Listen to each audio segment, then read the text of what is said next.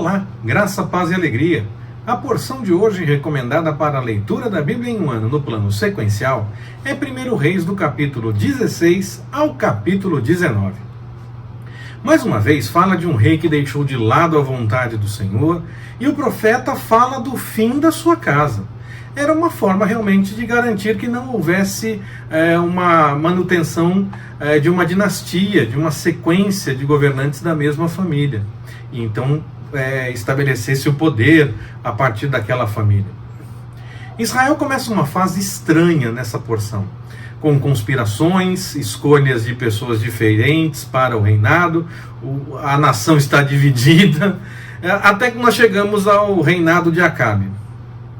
E ele faz o que não agrada ao Senhor e ainda ampliou a idolatria envolvendo Baal por conta de sua esposa Jezabel. Elias aparece exatamente nesse contexto. Deus o chama e ele então deixa claro, a partir da revelação do Senhor, que não ia chover. E não choveu até que Elias disse que ia chover. Sabemos bem os efeitos de uma seca. E nesse caso, nessa época, era principalmente para a agricultura e para o cuidado com os animais. Nesse tempo sem chuva, Elias ficou durante um período perto de um riacho e foi alimentado por corvos ali, até que o riacho secou. O Senhor providencia o que nós precisamos quando estamos numa situação mais delicada. E, diante dessa situação, precisamos esperar as coisas se acertarem. O Senhor providencia aquilo que nós precisamos. Do Senhor vem a provisão. Quando Elias deixa o riacho, ele encontra uma viúva já sem esperança, pronta para morrer com seu filho.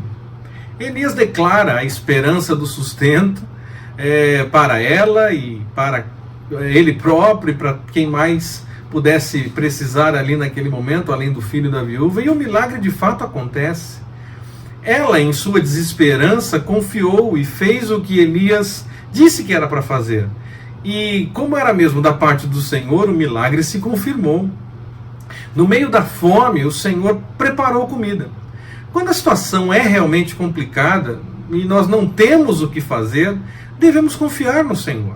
Se com tudo em ordem e quando nós podemos fazer a nossa parte, ainda assim devemos manter a nossa confiança no Senhor da mesma forma, quanto mais quando há complicações. E o Senhor cuida de tudo. O filho da viúva morre. Seria ele que cuidaria dela numa sociedade patriarcal, machista, onde a mulher dependia exclusivamente do homem para ter as suas coisas, a não ser em situações muito diferentes, muito específicas e ainda assim normalmente apontando para o que o homem poderia fazer. E no meio de uma fome ainda, seria muito difícil encontrar um remidor. Mas o Senhor, mais uma vez, o Senhor confirma a sua bênção, o seu cuidado e a sua provisão, e através de Elias age para ressuscitar o filho daquela viúva. Até aquilo que parece impossível acontece quando o Senhor entra com providência. Chega a hora de Elias se encontrar com Acabe mais uma vez. O rei procurava pelo profeta, em vez de assumir o seu erro, Acabe perseguia Elias como se ele fosse o culpado pelo que estava acontecendo. Geralmente, quem tem culpa fica inventando culpa nos outros para tentar dizer que não tem culpa ou que por causa daquilo não prestou atenção, mas na verdade muitas vezes é invenção mesmo. Às vezes a gente fala a respeito de uma situação para uma outra pessoa e ela fala, mas o jeito, o tom, a hora que você falou, como você falou, o tom que você usou. Às vezes as pessoas falam de tom até em textos escritos, é insano, mas acontece. As pessoas geralmente tentam mostrar que o outro também está errado, que o outro também tem erro, e que é por isso que não prestaram atenção no erro delas. Mesmo que o outro esteja errado, o seu erro, se existe de fato, tem que ser corrigido. Nós temos que olhar para nós mesmos e dizermos, poxa, se isso está errado eu preciso corrigir. E não ficar tentando achar um erro no outro para tentar dizer que eu não estou errado ou para dizer que eu não dei bola para o outro, porque o outro também está errado, que moral que ele tem para vir falar comigo. Às vezes o outro também tem erro, mas às vezes o erro é inventado. Então nós temos que tomar cuidado e corrigir em nós, a começar em mim, a começar em nós mesmos, a colocar as coisas em ordem diante do Senhor. Outros profetas foram perseguidos, alguns foram poupados e sustentados. O encontro de Elias e Acabe é em grande estilo.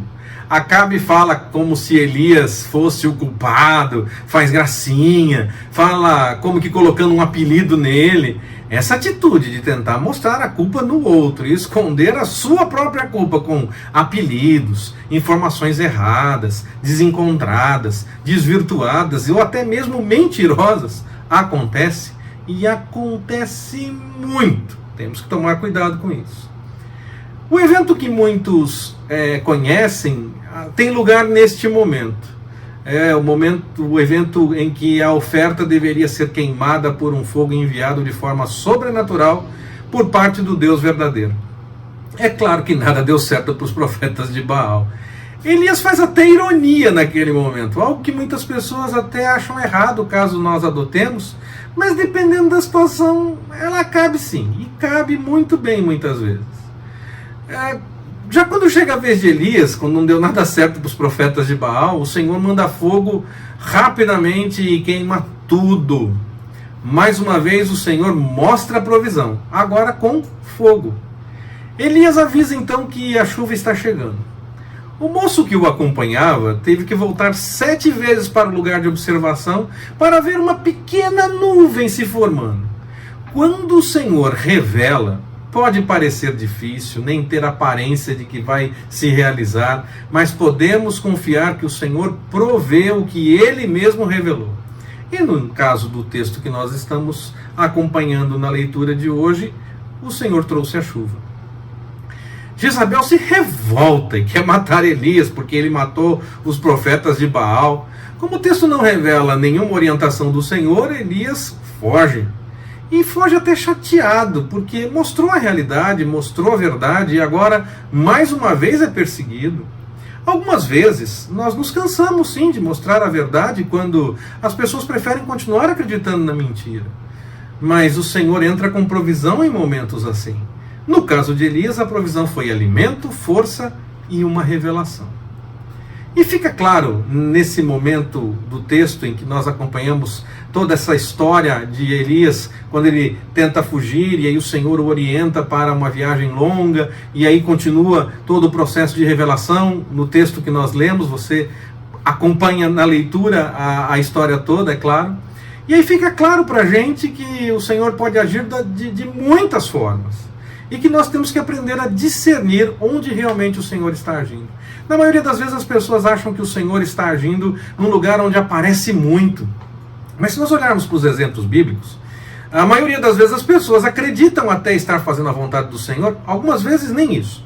Mas eu vou falar das vezes que as pessoas acreditam estar fazendo a vontade do Senhor, mas na verdade estão indo contra o que o Senhor tem de verdade.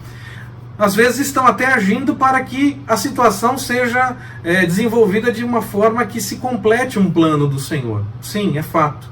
Mas muitas vezes os profetas eram perseguidos por dizer a verdade, porque diziam aquilo que o Senhor realmente estava revelando, e aqueles que diziam ser profetas e mentiam eram aclamados, eram reconhecidos, e os que diziam a verdade eram perseguidos.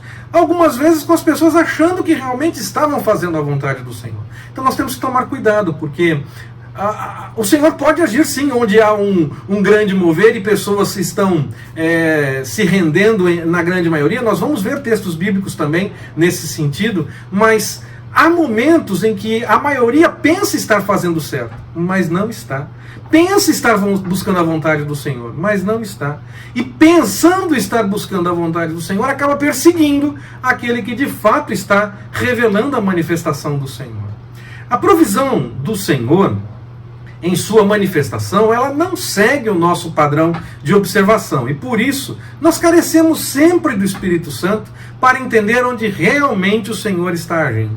Pode ser numa brisa suave, pode ser onde menos esperamos, pode ser onde esteja tendo um movimento que parece pequeno, menor, e é ali que o Senhor realmente está divulgando para a sua vontade, e as pessoas estão aceitando a sua vontade para que ele possa agir a partir daquele ponto, daquela situação.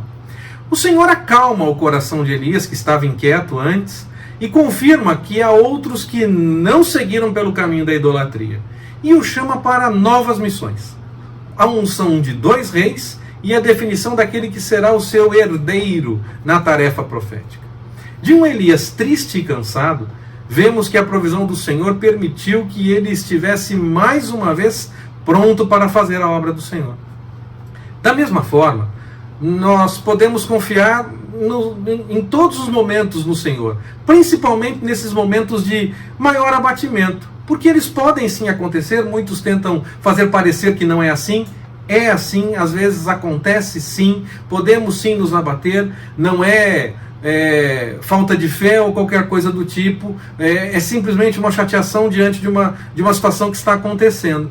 Às vezes pode ser falta de fé, não estou dizendo que sempre é uma chateação diante do que está acontecendo, mas nós devemos tomar cuidado, porque não é sempre que é falta de fé. Pode ser realmente uma chateação, como foi o caso de Elias. Ele não perdeu a fé, ele estava chateado com a situação, estava triste, estava cansado de tudo aquilo. Ele não tinha perdido a fé, ele apenas queria que as coisas fossem resolvidas de outra forma, porque ele achava que já tinha feito a parte dele. E o Senhor disse: não é bem assim, tem mais para você fazer. O Senhor, nesses momentos que nós podemos passar por chateação, essa chateação diante das coisas que estão acontecendo, e não por uma crise de fé, mesmo até às vezes numa situação de crise de fé pode acontecer também. O Senhor, ele entra com providência quando nós de fato buscamos a sua vontade, quando passamos por cima, quer seja de uma crise de fé, quer seja simplesmente de um momento triste e de uma chateação muito grande que estamos passando, e então providencia tudo para que sigamos realizando o seu trabalho. Apenas devemos discernir a ação do Senhor e continuar realizando a sua vontade. Que o Senhor nos abençoe. Forte abraço, até mais, permitindo o Senhor.